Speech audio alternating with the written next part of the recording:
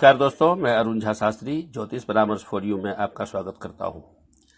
दोस्तों, आज का हमारा टॉपिक है वट सावित्री व्रत पूजा कथा कब, कैसे और किस दिन होगा। वट सावित्री व्रत इस बार दिनांक 10/6/2021 को गुरुवार को होगा।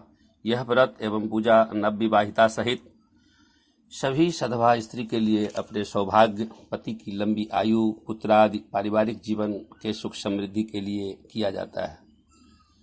यह व्रत अमावस से एक दिन पहले ही एक भुक्त यानी एक टाइम शुद्ध शाकाहारी भोजन करने के बाद अगले दिन से शुरू होता है।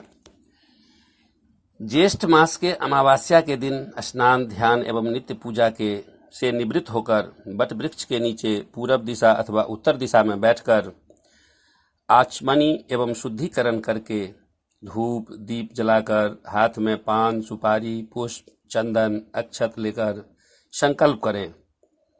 नमो अद्य ज्येष्ठे मासे कृष्णे पक्षे अमावास्यायां तिथौ अमुक गोत्रा यानी अपने गोत्र का नाम, अमुकी देवी यानी अपना नाम, सौभाग्य प्राप्ति कामा ब्रह्मणासः सावित्री पूजनम तत्कथा श्रवणं चाहं करिष्ये।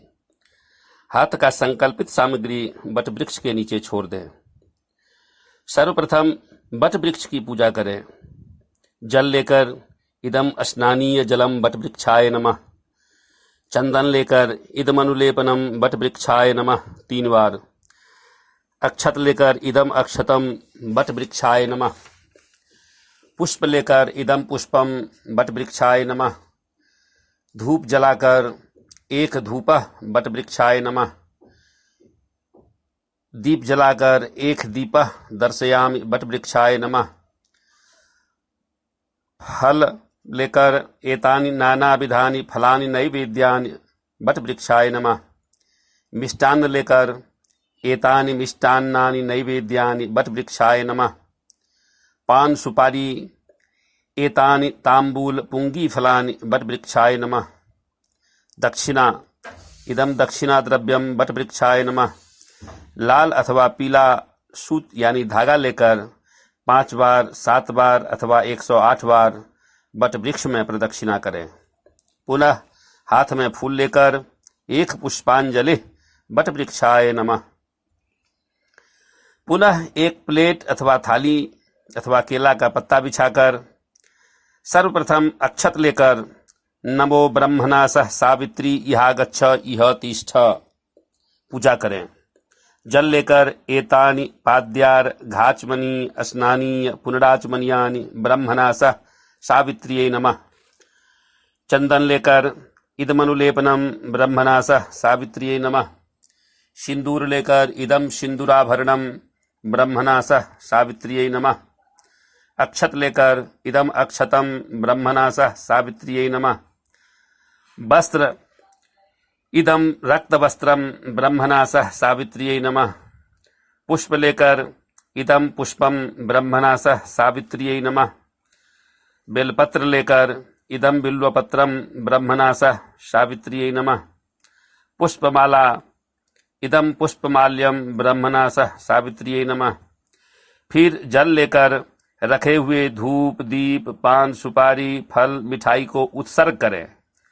ओम एतानि गंध पुष्प धूप दीप तांबूल नानाविध नैवेद्यानि नमो ब्रह्मणासः सावित्र्यै नमः। फिर जल लेकर इदम आचमनियम ब्रह्मणासः सावित्र्यै नमः। फूल लेकर एक पुष्पांजलि ब्रह्मणासः सावित्र्यै नमः। कर्पूर दीप एक कर्पूर दीपः ब्रह्मणासः सावित्र्यै नमः। तत्पश्चात हाथ में फूल लेकर कथा सुनें। साथ ही कथा सुनने के उपरांत यथासंभव आरती करें। फिर हाथ में जल लेकर नमो ब्रह्मणासः सावित्री पूजितास्थ प्रसीद क्षमस्व स्वस्थानम गच्छ।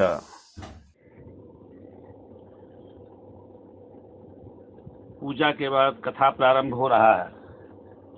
विवाहित महिलाओं के बीच अत्यधिक प्रचलित ज्येष्ठ कृष्ण अमावस्या के दिन आने वाली सावित्री व्रत की कथा निम्न प्रकार से है। भद्र देश के एक राजा थे जिनका नाम अश्वपति था। भद्र देश के राजा अश्वपति के कोई संतान न थी। उन्होंने संतान की प्राप्ति के लिए मंत्रोच्चारण के साथ प्रतिदिन 1,00,000 आहुतियां दी। 18 वर्षों तक यह क्रम जारी रहा। इसके बाद सावित्री देवी ने प्रकट होकर वर दिया कि राजन, तुझे एक तेजस्वी कन्या पैदा होगी। सावित्री देवी की कृपा से जन्म लेने के कारण से कन्या का नाम सावित्री रखा गया। कन्या बड़ी होकर बेहद रूपवान हुई। योग्य वर न मिलने की वजह से सावित्री के पिता दुखी थे। उन्होंने कन्या को स्वयं वर तलाशने भेजा। सावित्री तपोवन में भटकने लगी। वहां साल्व देश के राजा द्युमत्सेन रहते थे, क्योंकि उनका राज्य किसी ने छीन लिया था। उनके पुत्र सत्यवान को देखकर सावित्री ने पति के रूप में उनका वरण किया। ऋषिराज नारद को जब यह बात पता चली तो वह राजा अश्वपति के पास पहुंचे और कहा कि हे राजन, यह क्या कर रहे हैं आप? सत्यवान गुणवान हैं, धर्मात्मा हैं और बलवान भी हैं, पर उसकी आयु बहुत छोटी है। वह अल्पायु है। 1 वर्ष के बाद ही उसकी मृत्यु हो जाएगी।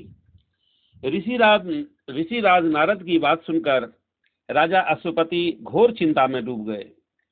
सावित्री ने उनसे कारण पूछा तो राजा ने कहा, पुत्री, तुमने जिस राजकुमार को अपने वर के रूप में चुना है वह अल्पायु है।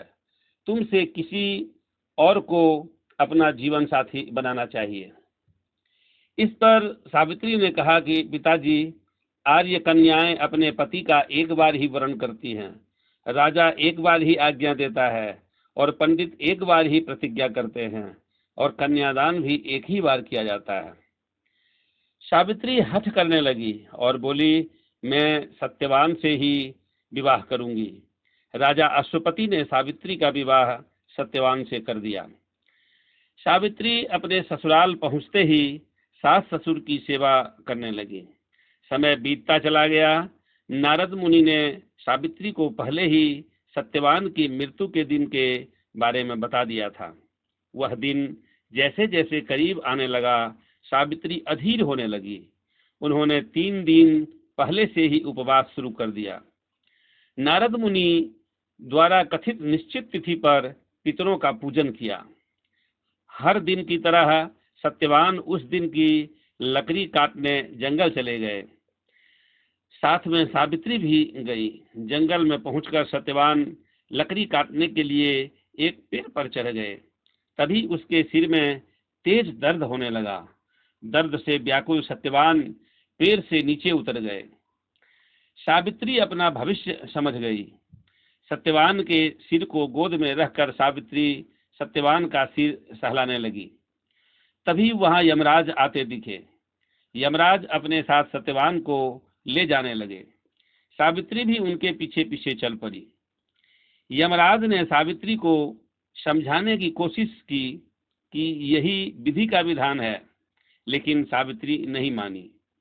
सावित्री की निष्ठा और पति परायणा को देख करके यमराज ने सावित्री से कहा कि हे देवी, तुम धन्य हो, तुम मुझसे कोई भी वरदान मांगो। सावित्री ने कहा कि मेरे सास ससुर वनवासी और अंधे हैं, उन्हें आप दिव्य ज्योति प्रदान करें। यमराज ने कहा, ऐसा ही होगा, जाओ अब लौट जाओ। लेकिन सावित्री अपने पति सत्यवान के पीछे पीछे चलती रही। यमराज ने कहा, देवी तुम वापस जाओ। सावित्री ने कहा, भगवान, मुझे अपने पतिदेव के पीछे पीछे चलने में कोई परेशानी नहीं है। पति के पीछे चलना मेरा कर्तव्य है। यह सुनकर उन्होंने फिर से उसे एक और वर मांगने के लिए कहा। सावित्री बोली, हमारे ससुर का राज्य छिन गया है, उसे पुनः वापस दिला दे। यमराज ने सावित्री को यह वरदान भी दे दिया और कहा, अब तुम लौट जाओ। लेकिन सावित्री पीछे पीछे चलती रही। यमराज ने सावित्री को तीसरा वरदान मांगने को कहा। इस पर सावित्री ने 100 संतान और सौभाग्य का वरदान मांगा। यमराज ने इसका वरदान भी सावित्री को दे दिया। सावित्री ने यमराज से कहा कि प्रभु, मैं एक पतिव्रता पत्नी हूँ और आपने मुझे पुत्रवती होने का आशीर्वाद दिया है। यह सुनकर यमराज को सत्यवान के प्राण छोड़ने पड़े। यमराज अंतर्ध्यान हो गए और सावित्री उसी बट वृक्ष के पास आ गई जहाँ उसके पति का मृत शरीर पड़ा था। सत्यवान जीवंत हो गया और दोनों खुशी खुशी अपने राज्य की ओर चल पड़े। दोनों जब घर पहुंचे तो देखा कि माता पिता को दिव्य ज्योति प्राप्त हो गई है। इस प्रकार सावित्री सत्यवान चिरकाल तक राज्य सुख भोगते रहे। अतः पतिव्रता सावित्री के रूप अनुरूप ही प्रथम अपने सास ससुर का उचित पूजन करने के साथ ही अन्य विधियों को प्रारंभ करें। वट सावित्री व्रत करने और इस कथा को सुनने से उपवासक के वैवाहिक जीवन या जीवन साथी की आयु पर किसी भी प्रकार का कोई संकट आया भी हो तो टल जाता है। कथा सुनने के बाद यथासंभव भगवान की आरती करें और आरती के बाद विसर्जन करें। साथ ही विसर्जन करने के बाद अपने माता पिता एवं बड़े बुजुर्गों का आशीर्वाद ग्रहण करें। धन्यवाद।